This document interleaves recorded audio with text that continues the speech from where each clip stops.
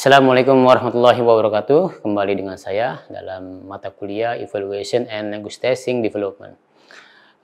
Rekan-rekan mahasiswa, untuk pertemuan kali ini kita akan membahas tentang perbedaan-perbedaan, ya, perbedaan antara apa itu pengukuran, ya, penilaian atau assessment, tes dan evaluasi.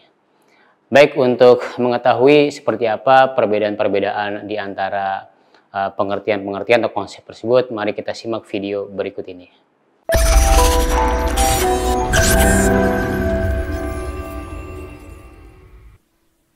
Baik, kita mulai dari konsep pengukuran. Apa itu pengukuran? Jadi ada beberapa konsep atau pengertian menyangkut pengukuran ini. Yang pertama, pengukuran pada dasarnya merupakan suatu proses memberi bentuk kualitatif, ya, pada atribut seseorang, kelompok atau objek-objek lainnya. Tentunya berdasarkan pada aturan-aturan atau formulasi yang jelas.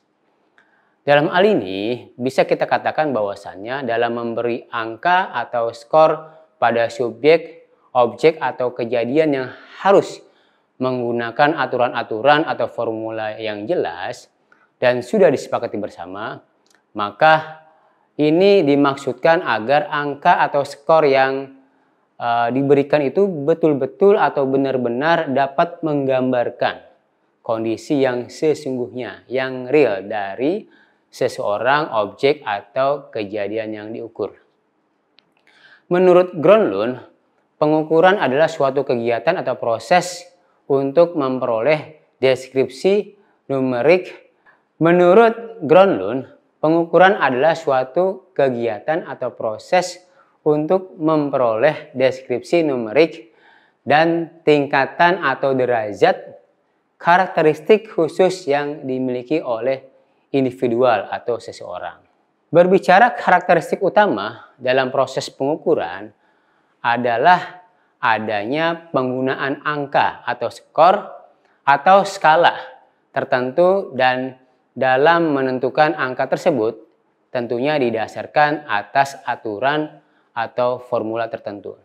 Nah, skala atau angka dalam pengukuran itu dapat dikategorikan atau diklasifikasikan ke dalam 4 kategori. Yang pertama adalah skala nominal. Yang kedua, skala ordinal.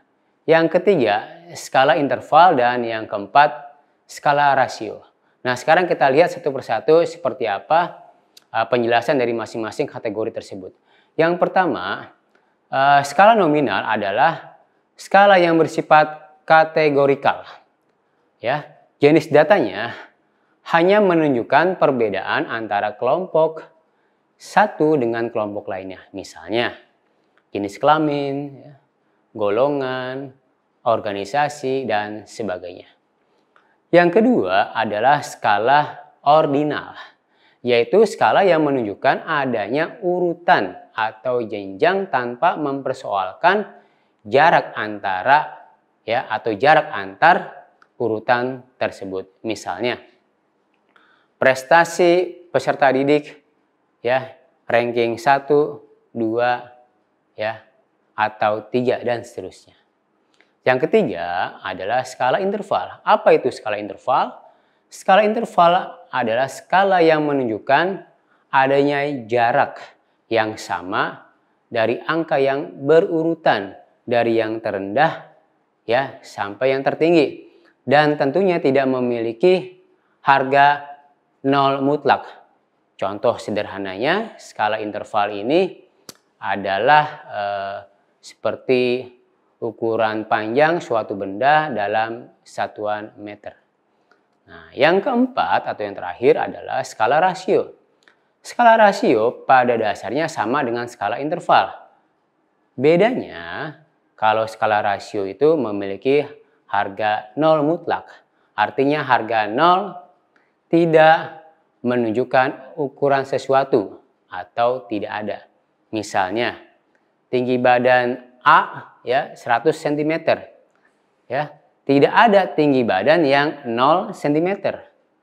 Demikian juga untuk berat badan 100 kg, tentunya tidak ada berat badan, ya, 0 kilogram. Nah, jadi dalam kegiatan pengukuran ini, maka hasil pengukuran terhadap keberhasilan belajar peserta didik selalu dinyatakan dengan atau dalam bentuk angka yang menggunakan skala angka dari 0 sampai dengan 10 misalnya, atau dari angka 0 sampai dengan angka 100. Ketentuan kapan memberi angka 6,5 atau 65 pada hasil belajar seseorang harus didasarkan atas formula yang sudah disepakati.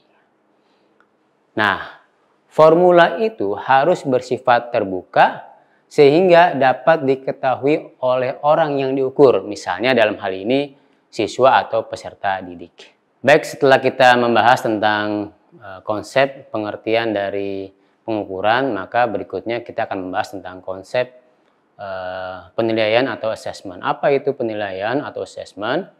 Jadi penilaian adalah suatu proses atau kegiatan yang sistematis dan berkesinambungan untuk mengumpulkan informasi tentang proses dan hasil belajar peserta didik dalam rangka membuat keputusan-keputusan berdasarkan kriteria dari pertimbangan tertentu. Nah, menurut Gronlund, penilaian merupakan deskripsi kualitatif dari tingkah laku peserta didik atau siswa, baik yang didasarkan pada hasil pengukuran, misalnya tes, maupun bukan hasil pengukuran, misalnya non-tes, seperti catatan anekdot, observasi, wawancara, dan lain-lain. Nah, konsep atau pengertian lainnya dikatakan penilaian adalah suatu proses memberikan atau menentukan bentuk kualitatif kepada atribut atau karakteristik seseorang, kelompok, atau objek tertentu berdasarkan suatu kriteria tertentu. Nah, contoh hasil penilaian misalnya penetapan lulus dan tidak lulus, kompeten dan tidak kompeten, baik dan tidak baik, memuaskan dan tidak memuaskan, dan sebagainya. Lalu, penilaian itu dapat dibagi menjadi dua, yaitu penilaian formatif dan penilaian sumatif. Nah, apa itu penilaian formatif dan penilaian sumatif? Jadi, penilaian yang bersifat formatif itu adalah penilaian yang dilakukan dengan maksud untuk mengetahui sejauh mana suatu proses pembelajaran berlangsung, sudah sesuaikah dengan rencana pelaksanaan pembelajaran yang sudah direncanakan. Oke. Nah, dengan kata lain, penilaian formatif ini dilakukan untuk mengetahui sejauh mana peserta didik menguasai materi ajar yang sudah disampaikan pada setiap kali pelaksanaan proses pembelajaran. Lalu, penilaian formatif ini dapat dilakukan pada setiap tatap muka atau beberapa kali tatap muka pada penyampaian materi pokok bahasan atau sub pokok bahasan. Nah, sementara untuk penilaian yang bersifat sumatif itu dilakukan untuk mengetahui sejauh mana peserta didik dapat menguasai materi ajar dalam periode waktu tertentu, sehingga peserta didik dapat melanjutkan atau pindah ke unit berikutnya atau unit pembelajaran berikutnya. Lalu seperti apa prinsip-prinsip dalam penilaian tersebut?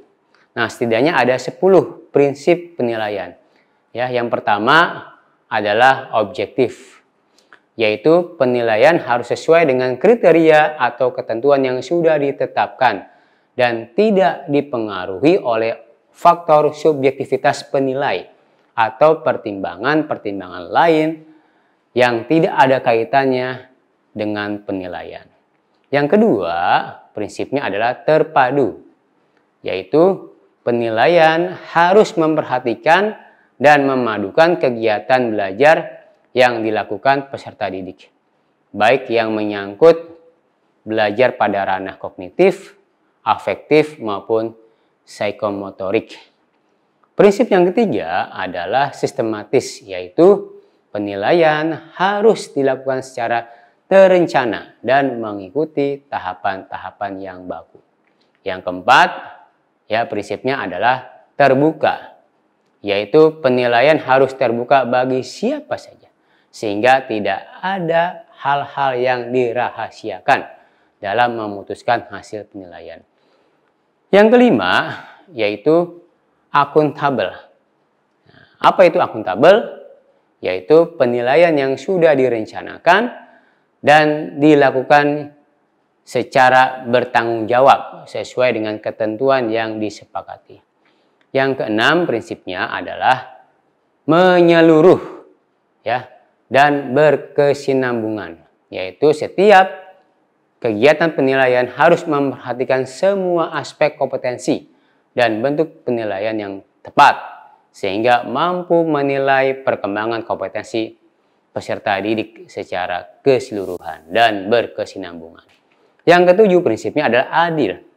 Penilaian harus mengutamakan keadilan, sehingga tidak ada peserta didik yang diuntungkan atau merasa dirugikan dilihat dari aspek apapun.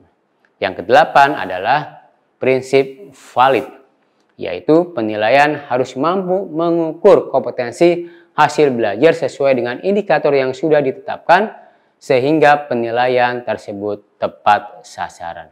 Prinsip yang kesembilan adalah andal, yaitu penilaian harus dapat dipercaya dan dapat memberikan hasil yang stabil, ya, pada pengukuran yang berulang-ulang. Yang ke-10 atau yang terakhir adalah prinsip manfaat, yaitu penilaian harus dapat memberikan nilai tambah dan memberi kebermaknaan, ya, serta kebermanfaatan khususnya bagi peserta didik.